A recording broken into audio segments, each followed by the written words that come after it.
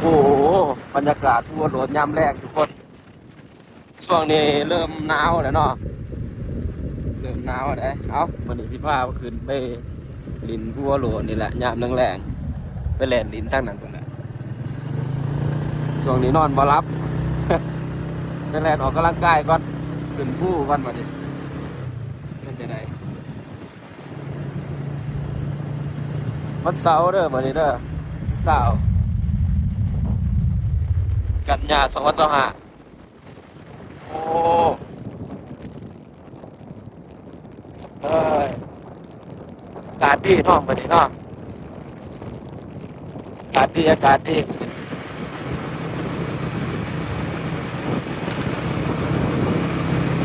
ผู้หัวโลนผู้หัวโลนมาอีกแล้วผู้บังกะโลนี่มีคนนอนอยู่ก็บังกะโลปักตาอากาศครับอันนี้คือบรรยากาศทางไปป้ามันคือแตกแห้งแค่บนโอ้มันดินเจือนสุดแล้วเนาะ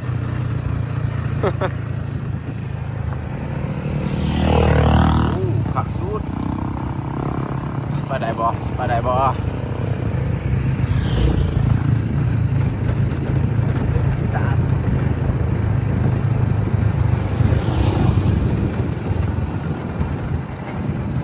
ซื้อน้ำเราก็ตุกหนึ่งน้ำจอดรถที่นี่ไม่ได้งานเดือดแล้ว สัญญาณเอาป่ะ ยางเอายางเอา ยางก็ยางเลย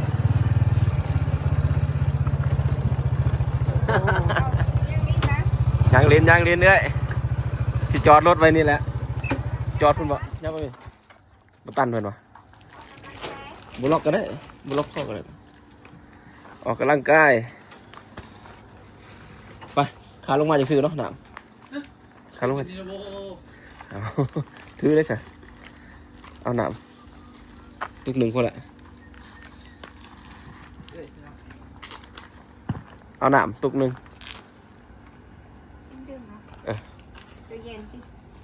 ตุกกลางเด้อ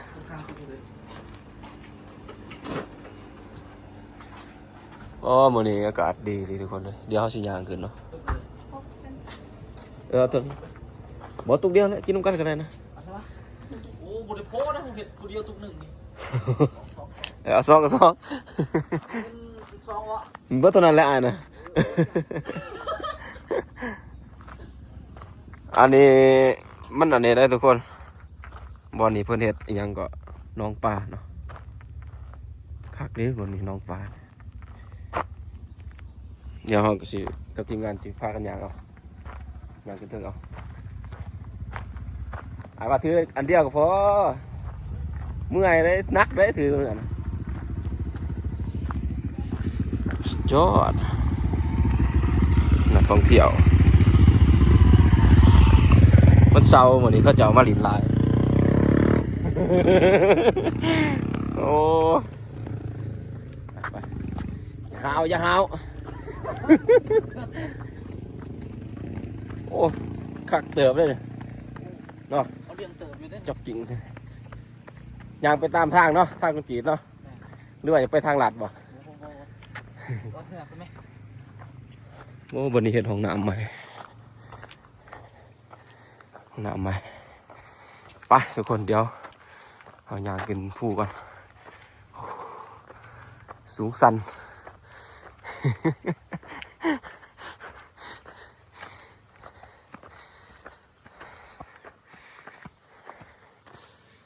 โอ้มีหมอกน้ำเนาะ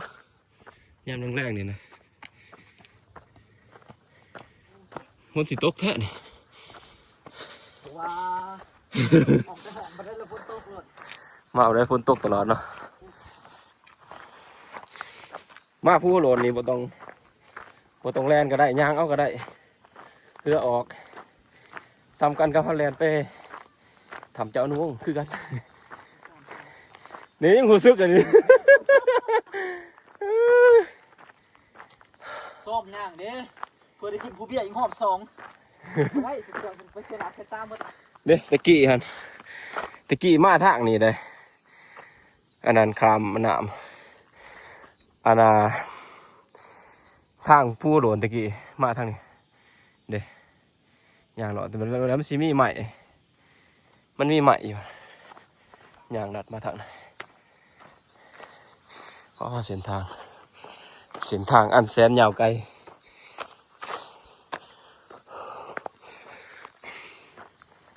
ไปที่สิบจอมผู้โดนน้ำกันเด้อทุกคนมื้อนี้เขาต้องย่างขึ้นให้ฮอดจอมให้ได้เด้อฝนตกกระยาได้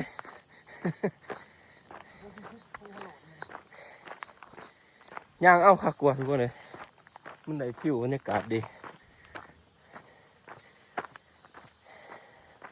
เดี๋ยวเขาเดินป่าแต่ว่าทางก็สะดวกสบายขึ้นมาก็ได้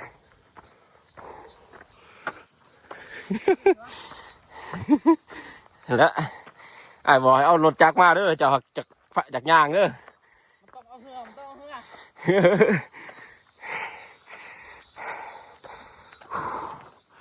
มากันหนสาย2 คนมีทีมงานเขาขึ้น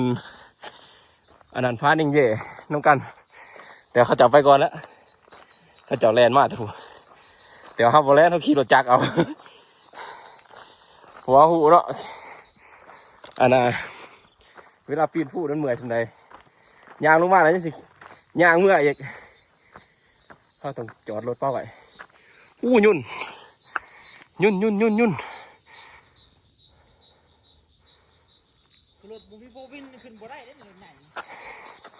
ได้อยู่แต่ว่าคนลอยเลยจังได้นะ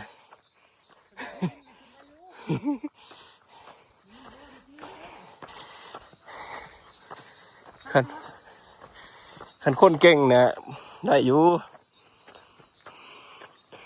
มันคอนกรีตเด้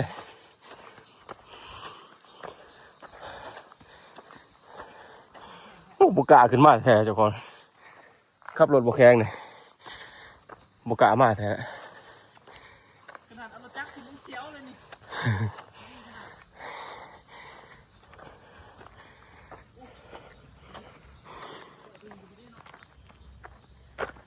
เดี๋ยวเขาเอารถเก๋งขึ้นมา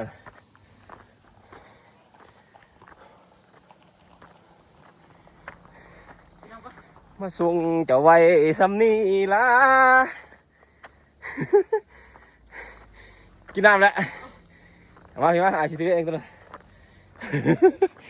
มึงคือสิบหลอดเนี่ยเขาจะเอารถขึ้นทุกคนได้ซื้อโอ้สุดยอดโอ้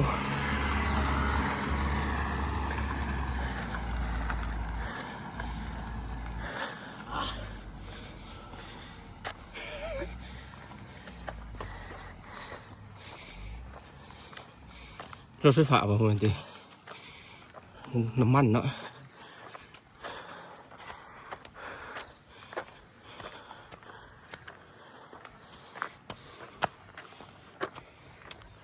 ขอชิป้าไปยืลุ้มน้ำขอชิบถือหนัก ถือบ่ได้ยังบ่ทันฮอดอยากทำเลย หัวได้ที่ตัวนึง เจ้าส่วนตุกบ่พอทำจัก โว้ขอพูด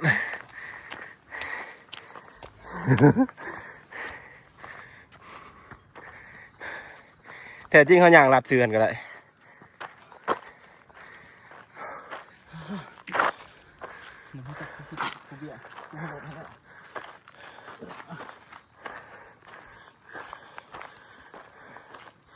ไว้นี่ก็ได้บ่จืดสวัสดีเด้อ มันเมื่อยมันหนักอย่างคือเนาะทุกคนตอนนี้เขาก็ขึ้นมาหอดระดับ1แล้วของผู้ล้วนมันจะสั้นแต่สวงบอลนี่สิโอ้ยยาวขึ้น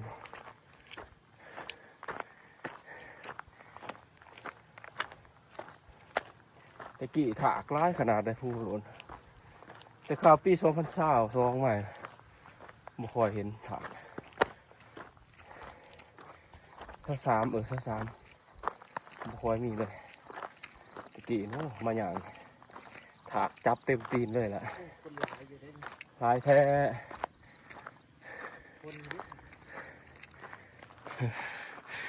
มังกะโลมึงไปกันได้ขึ้นพี่แล้วสบายดีตุ๊บอกเชื่อสมา เที่ยวส้มเที่ยวส้ม ขึ้นสมเชื่อไป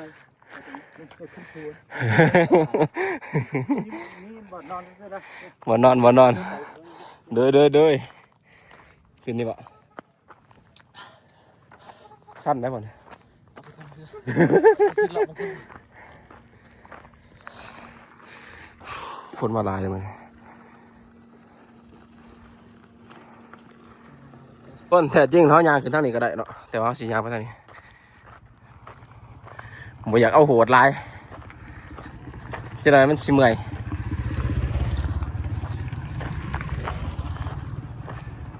ทีมงานเขาจังไดว่าสิมานอนนี่สิเกิดดีวะ ผู้บ่ส่งเนาะ หาอุปกรณ์เพิ่มไหมอุปกรณ์ยังมันทัน เด้เต็นท์สนามของเขานะคักอยู่เด้อ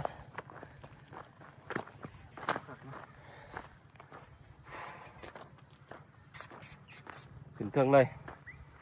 มันจะคัก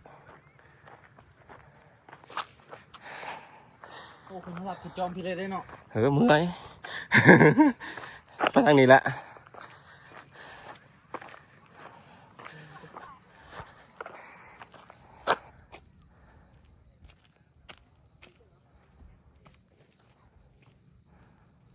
เขาจะเอามาถ่ายหู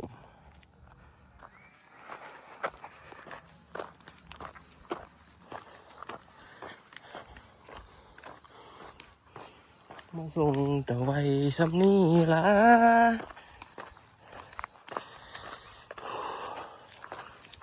นอนรับดีแล้วตุลีจะตัวแรง ตุลี DIY วะ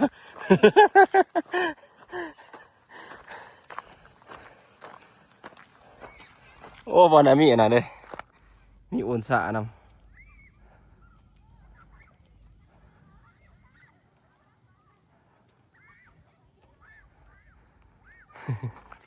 มีสิงสาด้วย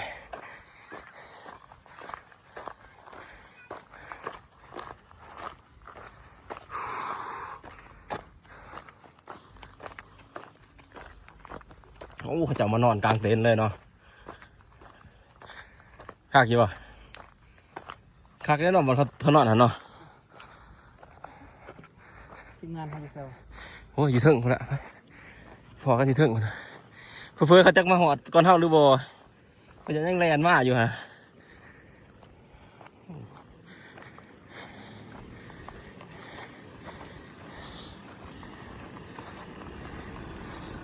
เขาจะเอารถใหญ่ขึ้นมาสบายเลย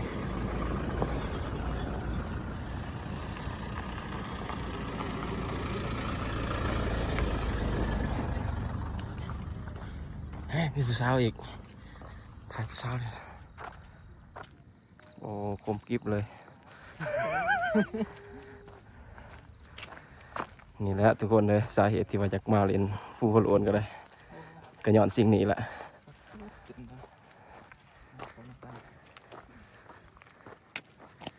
เนี่ยเขาจะอู้ขักเนาะก่อนแคมป์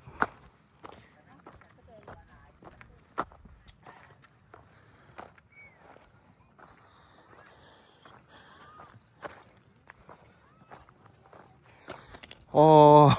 คนคือลายทั้งหมดโอ้วันนี้เขาจะเห็ดคักเนาะแนวนี้ตัวดีเขาจะมาต้องเห็ดแนวนี้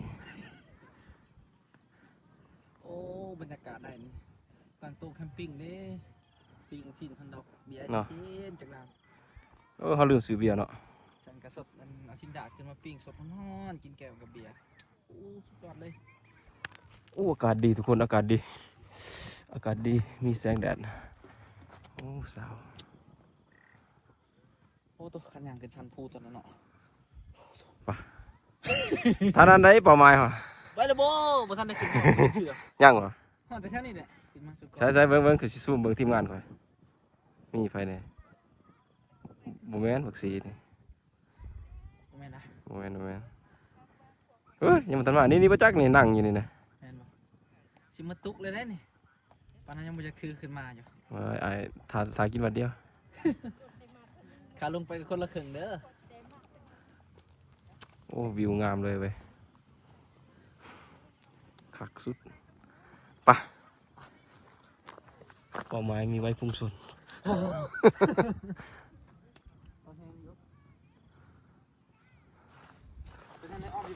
เออไปทีแรกตัวมันง่ายไปนะ อย่าขึ้นทางนี้บ่ไปทางนี้ก็ไปสินะพามันลำบากเลยแหละ ไปเอาลำบากซะทางง่ายๆเขาขับแบบ คือมันพามากเลยห้องโอ้ยแล้วมันไปทุกคนขึ้นมาทางนี้ซะเนาะหวังว่าฝนคือสิบตกทำโอ้คนหลายแต่ว่าแดดเสียนั่นแหละ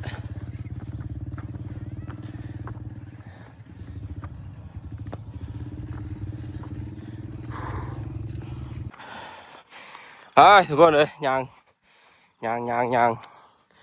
เดินป่าเดินเขาพูนเป่าไม้เขาคือจอมพูหน่อยนี่เขาสิขึ้นไปพูนให้ได้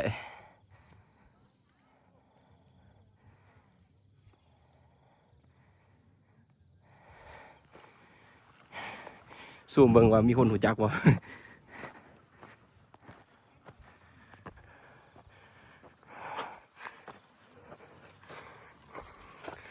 เฮ้ยตัวดิแซกขึ้นเทิงพี่แล้วก็ย่างลงหันได้น้ำผู้สาวนะไปนะโอ้มาทุกครั้งก็ไม่มีเบื่อมันมีคนมาหลายเลยทุกคนมาหลินหลายเลย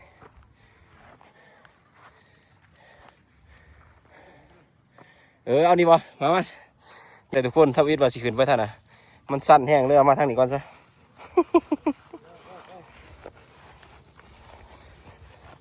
เข้ามาทางนี้แล้วบ่แม่นตัวลงอีกแค่เบิ่งหลังคลิปบ้านวิวของง่ายมาแบบบ่คือชาวบ้านเขา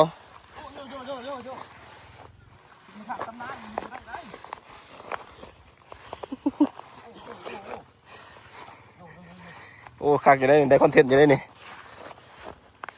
ตะลุลงเลยนี่ ได้วันนั้นนะทางมันนั่นนะหญ้าบาดขาบด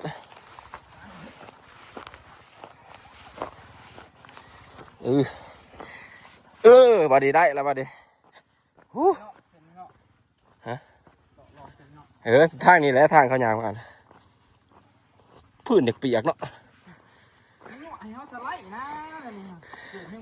เกือบนั่น ใส่ไม้มันเกือบเดินป่าเกือบเดินน้ำตัวนั้น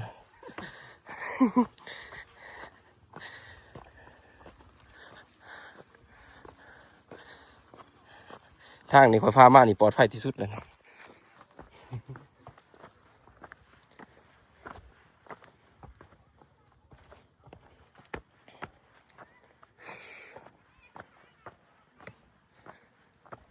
จะเชื่อบอกว่าทีมงานเขามาบ่ได้มาครับว่าบอกคือชื่อคนนี้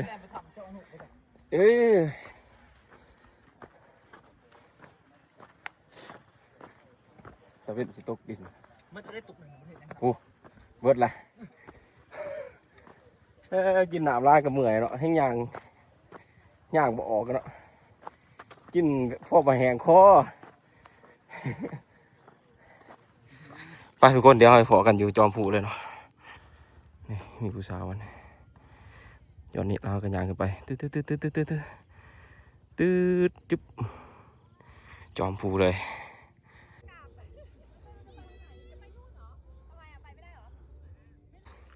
ทุกคนเลยตอนนี้เขาก็สิยางขึ้นจอมผูแล้วเนาะมันนี่ทีมงานเขาขึ้นไปละไปเลยชิมเมื่อแล้วทางนี้ ไปเขาก็ไปแล้วบัดนี้มื่นได้ทุกคนเลย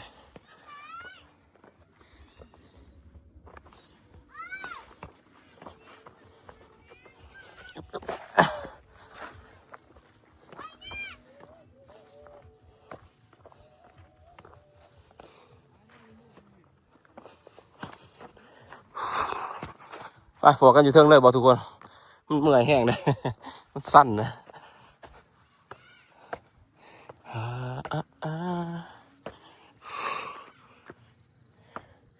ขอยางขึ้นผู้ทางกันมื่นได้ขัดฝนตกนี่พลาดล่มเลยนะเนี่ยนะต้องเหยียบนี่ชึบชึบชึบชึบชึบชึบไป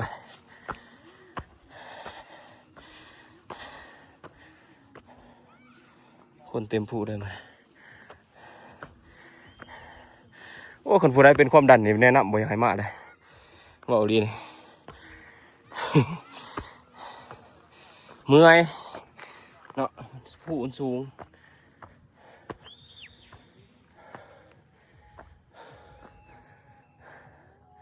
คนเต็มเลย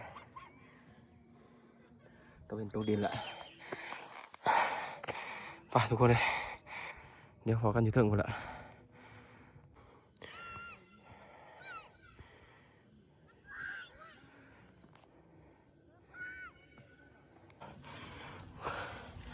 ผู้นั่นนี่มันแห้งกว่าพาหนึ่งเยอะอีกนี่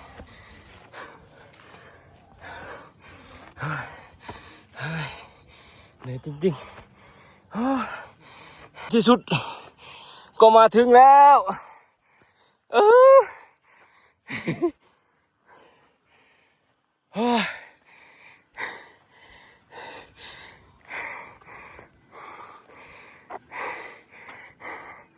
แม่ถามสั่นๆได้บ่ลูก ขึ้นมาหาพ่อหาแม่งว่าดิ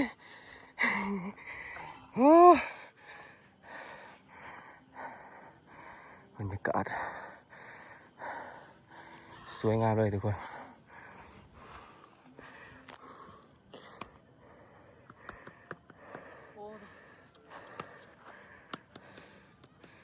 เห็นเนาะทุ่งดอกกระเจียวอยู่แถวนี้แหละทุกคนเมื่อเขามาเขาขี่รถจอดอยู่พอแล้ววิวบรรยากาศจะเทิงโอ้เราตังมาเนาะ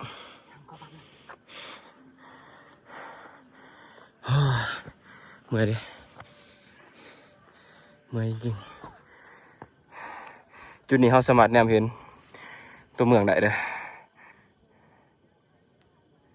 นี่หอหลักเมืองใส่นอผาหนึ่งเย่นี่ผาหนึ่งเย่ผาหนึ่งเย่รอขาวๆนะน้อย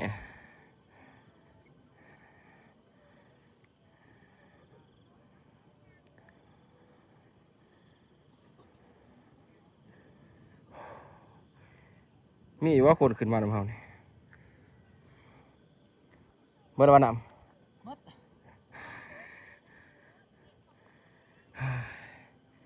เมื่อยทุกคนเมื่อย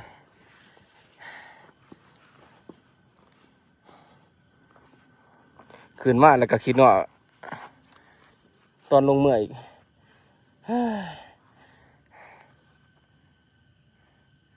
หลักเสาไฟฟ้าแห่งสูง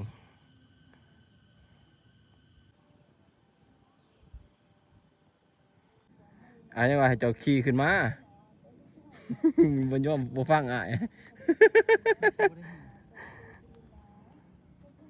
ขี่ขึ้นมาแล้วก็จบ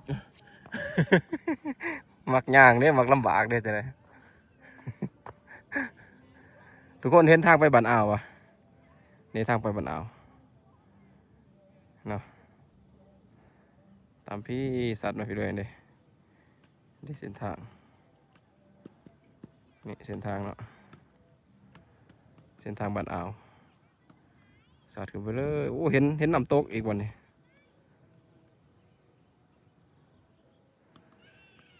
นี่แหละบ้านอ่าวสัตว์ขึ้นพูนเส้นทางเข้าไปภูสังกาดสูงที่สุดเลยเอาทุกคนเลยมาหอดจอดเทิงเลยกับผู้ยังลายคลิปนี้พามาแล่นดินซื่อๆออกกำลังกายอย่างดินฟูโหลนฝากไว้สำนีเด้อ